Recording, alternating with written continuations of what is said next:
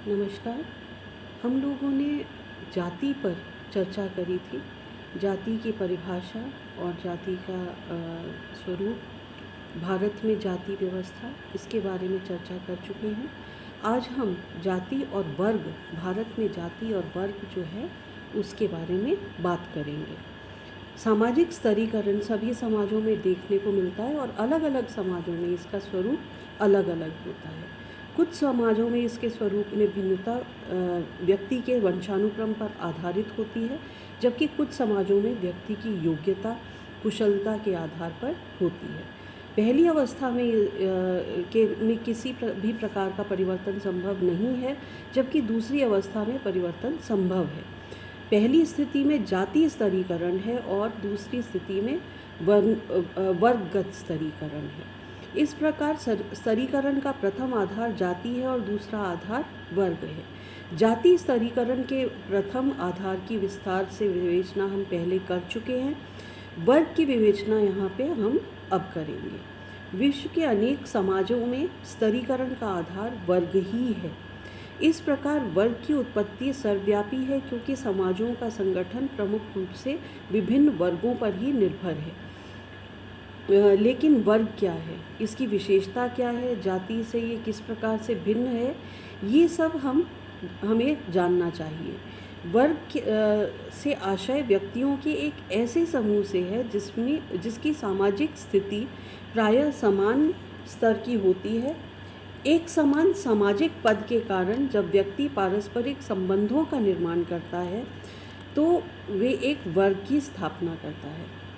वर्गों का निर्माण आयु, लिंग, शिक्षा,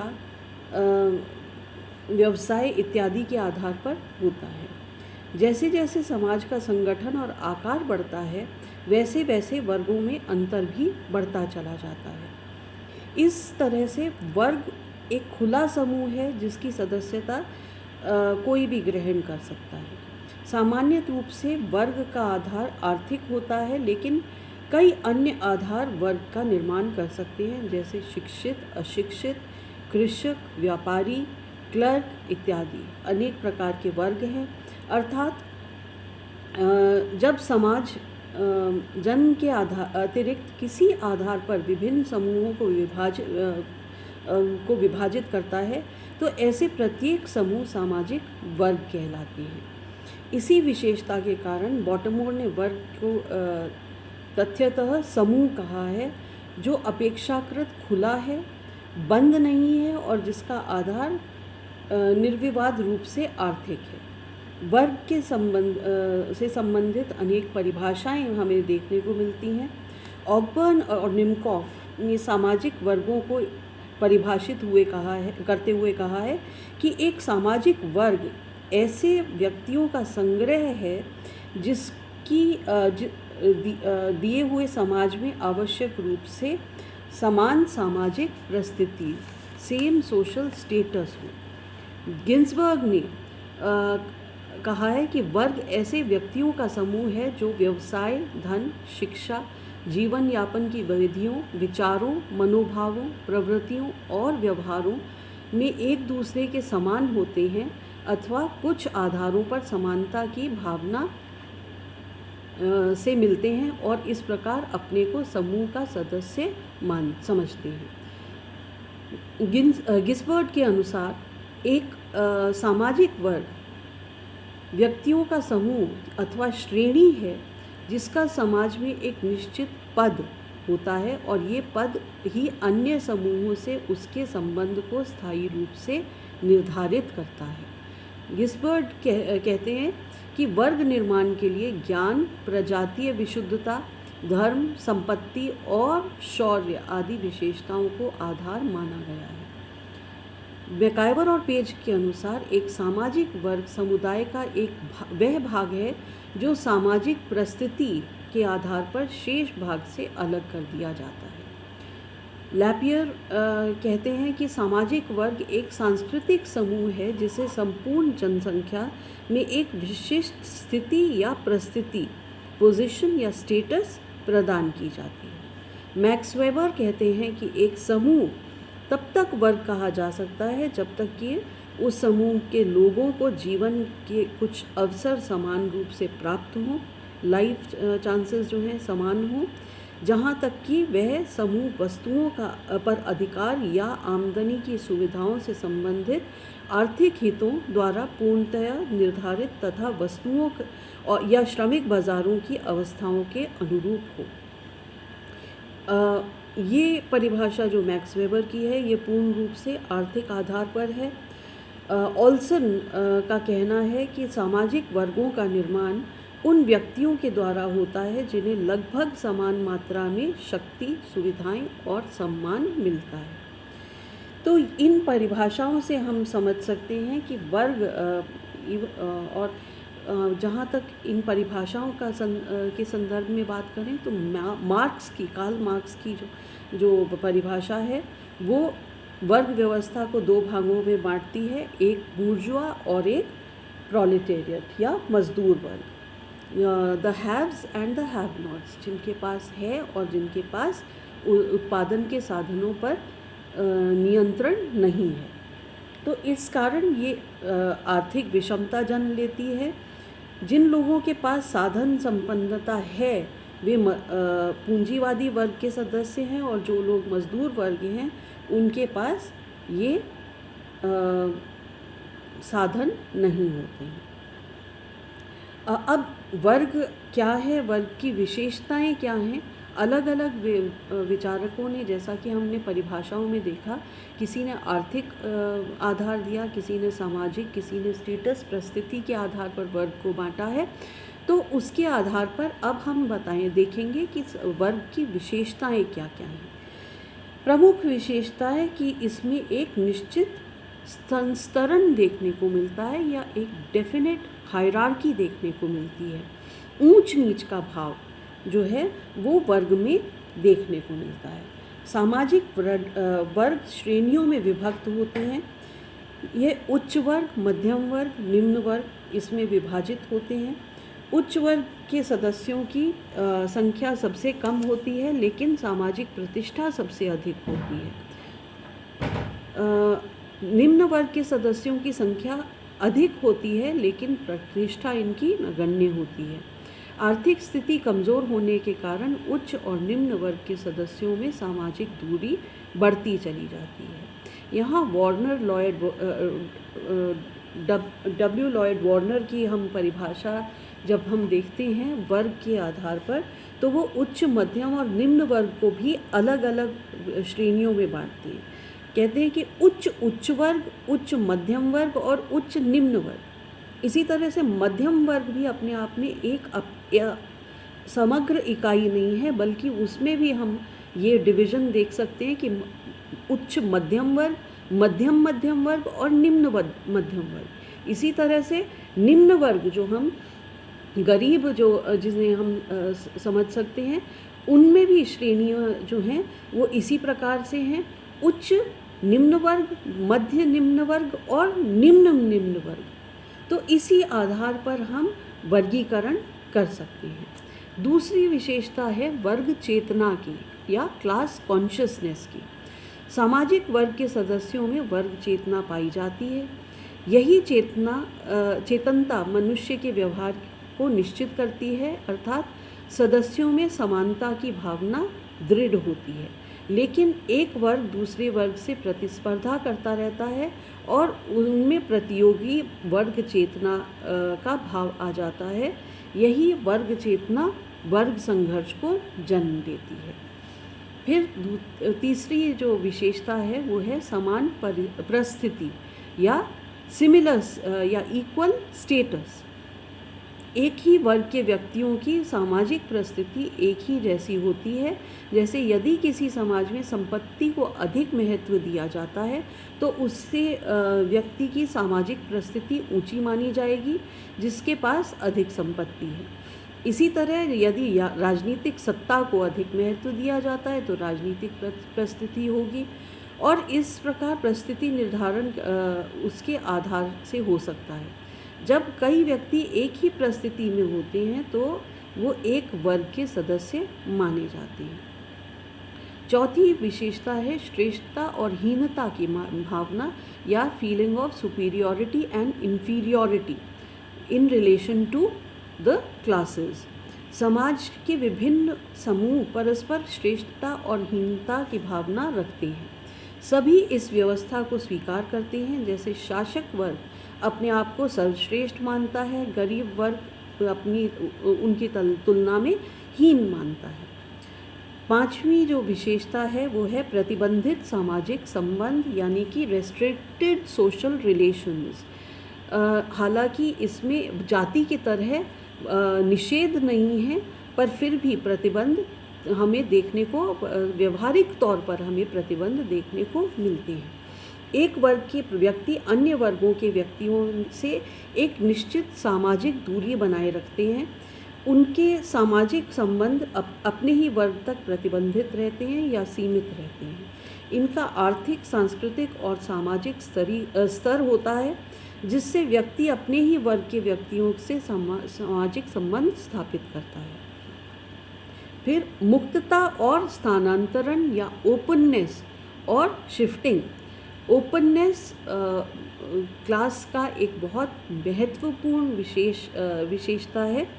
वर्गों की प्रकृति मुक्त होती है, अर्थात किसी विशेष योग्यता को प्राप्त कर लेने पर कोई भी व्यक्ति किसी अन्य वर्ग का सदस्य हो सकता है अथवा एक साथ अनेक वर्गों की सदस्यता ग्रहण कर सकता है। इसके साथ ही स्थानांतरण की स्थिति भी आ सकती है। जैसे एक व्यक्ति धनी बनकर उच्च वर्ग की सदस्यता ग्रहण कर सकता है या और सम्मान प्राप्त कर सकता है, या कई बार उच्च वर्ग का व्यक्ति जो है व्यापार में हानि के कारण या अन्य किसी कारण से वो गरीब हो सकता है। इसका अर्थ ये है कि वर्ग की सदस्यता मुक्त या खुली होती है। जीवन पर्यंत एक ही वर्ग की सदस्यता ग्रहण करना आवश्यक नहीं है। फिर वर्ग का एक वस्तुनिष्ठ पक्ष भी है, एक ऑब्जेक्टिव पहलू भी है जो हम देख सकते हैं। एक वर्ग दूसरे वर्ग से अनेक पहलुओं से भिन्नता लिए हुए होता है। अनेक पक्ष के विद्वानों द्वारा निर्धारित किए गए हैं। इनमें मकान का प्रकार, शिक्षा, आय, मोहल्ले की प्रतिष्ठा आदि को भी लिया जा सकता है। निम्न वर्ग के लोग गंदी बस्तियों में रहते हैं, आय व शिक्षा भी कम होती है, जबकि उच्च वर्ग के लोग शिक्षित होते हैं, उच्च आय वाले होते हैं और ऊंची इमारतों में रहते हैं, पॉश कॉलोनीज़ में रहते हैं। इस प्रकार व्यक्ति की परिस्थिति और परिस्थिति को देखकर उस वर्ग की पहचान हो जाती है। फिर आठवीं जो विशेषता है वो है संबंध स्थापन या एस्टैब्लिशमेंट ऑफ रिलेशंस। एक वर्ग के सदस्यों के संबंध उसी वर्ग के अन्य व्यक्तियों के साथ स्वाभाविक रूप से हो जाते हैं। मित्रों का चुनाव किस तरह से किया जाए, विवाह के में कन्या पक्ष और जो वर पक्ष है उसका चुनाव किस तरह से करा जाए, इसमें आपस में समानता पाई जाती है। फिर हर वर्ग की एक उप संस्कृति होती है, एक सब कल्चर होता है। ये एक विशेषता है। वर्ग की अपनी एक उप संस्कृति होती है। एक वर्ग के सभी लोगों की एक जैसी परिस्थिति होती है और इसी कारण उस परिस्थिति के लोगों के साथ ही उनकी व्यवहारिक संबंध होते हैं। उनका रहन सहन, जीवन शैली समान होती है। मैक्स वेबर ने ऐसे समूह को परिस्थिति समूह या स्टेटस ग्रुप कहा है, जिसका व्यवहार करने का तरीका, रहने सहने का स्तर आदि समान प्रकार का होता है। इस प्रकार हर वर्ग की अपनी एक उप संस्कृति होती है और वर्ग का एक आर्थिक आधार भी महत्वपूर्ण है। ये एक महत्वपूर्ण विशेषता है। Importance of economic basis of class. वर्ग का महत्वपूर्ण आधार आर्थिक परिस्थिति है और मार्क्स के मत में आर्थिक आधार ही वर्ग निर्माण का एकमात्र कारण है। इसी के आधार पर उच्च, मध्यम और निम्न वर्ग बने हैं और प्रत्येक वर्ग अपनी परिस्थिति के अनुरूप ही वर्ग की सदस्यता प्राप्त करता है। फिर एक 11वीं जो विशेषता है वो है अर्जित प्रस्थिति या कंप्लीटली अचीव्ड स्टेटस। ये वर्ग की विशेषता है। वर्ग की सदस्यता पूर्णतया व्यक्ति की योग्यता और कार्य कुशलता पर निर्भर करती है। यह सदस्यता व्यक्ति को प्रयास से प्राप्त करनी पड़ती है। जिस योग्यता के अनुरूप उसका स्तर होता है, उसी योग्यता के वर्ग की सदस्यता उसे प्राप्त हो जाती है। जैसे निम्न वर्ग के सदस्य यदि अपने प्रयास से उच्च वर्ग के अनुरूप बन जाता है तो वह उच्च वर्ग की सदस्यता को ग्रहण कर लेता है, अर्थात वर्ग सदस्यता जन्म से नहीं मिलती अपितु ये अर्जित है। हालांकि इसमें एक हम रिजॉइंडर डाल सकते हैं कि वर्ग जो है सामान्य रूप से हमारा जिस वर्ग में हम पैदा होते हैं उसी प्रकार की हमारी लाइफ चांसेस होते हैं।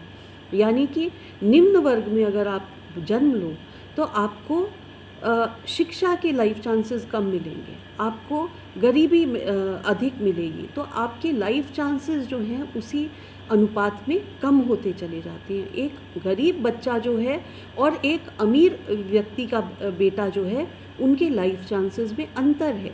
आप दोनों को समान रूप से लाइफ चांसेस के हिसाब से नहीं आंक सकते, क्योंकि गरीब जब बच्चा जो है उसको पढ़ने के लिए मिनिमम किताबें मिलेंगी, जबकि अमीर बच्चे के पास अच्छी से अच्छी किताबें, अच्छी से अच्छी ट्यूशन, अच्छी से अच्छी कोचिंग, ये सारी चीज़ें, ये सारी सुविधाएं अवेलेबल हैं। तो ये लाइफ चांसेस जो है इसका हमें ध्यान रखना चाहिए जब हम वर्ग की बात कर रहे हैं या हम अचीव्ड स्टेटस की बात कर रहे हैं या ओपननेस की बात कर रहे हैं वर्ग में। फिर 12वीं विशेषता है सामान्य सामाजिक जीवन या जीवन विधि, कॉमन मोड ऑफ लाइफ। प्रत्येक वर्ग के सदस्यों के जीवन जीने की विधि एक जैसी होती है।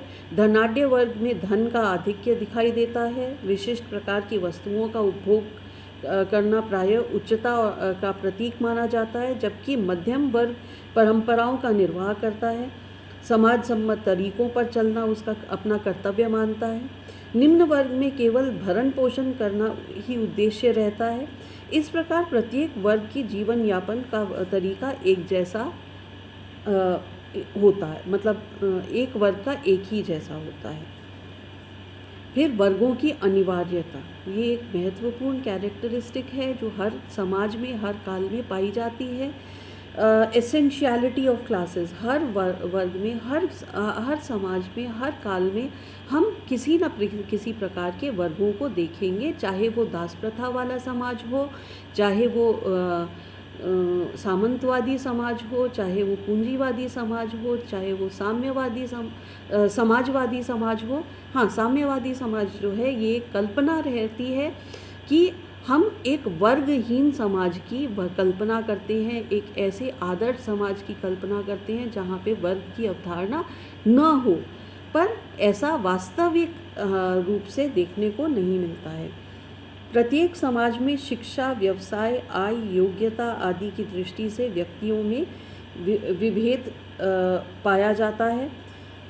इसलिए विभेद के आधार पर समाज में अनेक वर्ग स्वतः ही बन जाते हैं, जिनमें उस विशेषता से संयुक्त व्यक्ति होते हैं।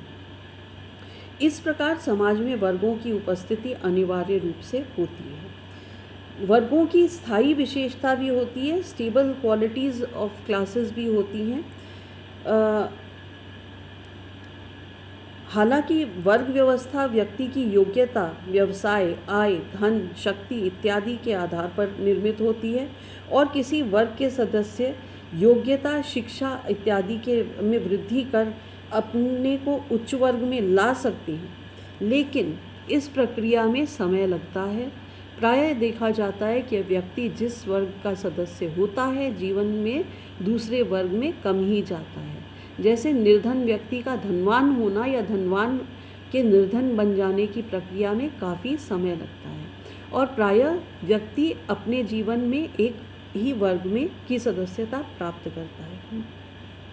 यहाँ एक्सेप्शंस भी हैं। निम्न वर्ग से हम देखते हैं, जैसे उदाहरण के तौर पर धीरूभाई अंबानी हैं, वो निम्न वर्ग से बिलोंग करते थे और वो उच्च वर्ग में आज की डेट में वो उनका जो परिवार है वो भारत के सबसे उच्चतम वर्ग के लोगों में सम्मिलित है। पर ये एक एक्सेप्शन है, ये रूल नहीं है। सभी लोग इतनी आसानी से निम्न वर्ग से उच्च वर्ग में और उच्च वर्ग से निम्न वर्ग में नहीं जा पाते हैं। फिर हर वर्ग में एक उपवर्ग भी होता है, सब क्लासेस भी होती हैं। जैसा मैंने डब्ल्यू लॉयड वार्नर के जो परिभाषा है उसके बारे में बताया था कि प्रत्येक सामाजिक वर्ग में अनेक उपवर्ग भी मिलते हैं। जैसे उच्च वर्ग में भी सभी एक समान स्तर के व्यक्ति नहीं होते, अतः उसमें भी उच्च मध्यम और उच्च निम्न जैसी विशेषताएं मिलती हैं। इसी प्रकार मध्यम वर्ग में भी मिलती हैं और निम्न वर्ग में भी मिलती हैं। अगर हम देखें अपने शहर में देखें, अजमेर में देखें या राजस्थान में देखें तो हमें लगेगा कि यहाँ हम लोग मध्यम वर्ग में बिलोंग करते हैं और यहाँ के जो बहुत सारे व्यापारी जो प्रतिष्ठित समाज के लोग हैं वो उच्च वर्ग में बिलोंग करते हैं। पर अगर राष्ट्रीय स्तर पर देखें तो वो निम्न उच्च वर्ग को बिलोंग करते हैं, न कि उच्च वर्ग को। और अगर अंतर्राष्ट्रीय पैमाने पे देखें तो अंतर्राष्ट्रीय जो उच्च वर्ग है, जो फोर्ब्स लिस्ट में आते हैं, जो जेफ बेजोस जैसे लोग जो हैं, उनकी तुलना में यहाँ का जो अजमेर का उच्च वर्ग है वो कहीं नहीं खड़ा होता। तो ये परिभाषाएं अलग अलग प्रकार की हैं। अभी तक हमने वर्ग की जो अवधारणा है उसके बारे में चर्चा करी। कल हम भारत में वर्ग विभाजन के आधार के बारे में चर्चा करेंगे और भारत में वर्ग व्यवस्था किस प्रकार से उसमें वर्गों में परिवर्तन है उसको जानने की कोशिश करेंगे। धन्यवाद।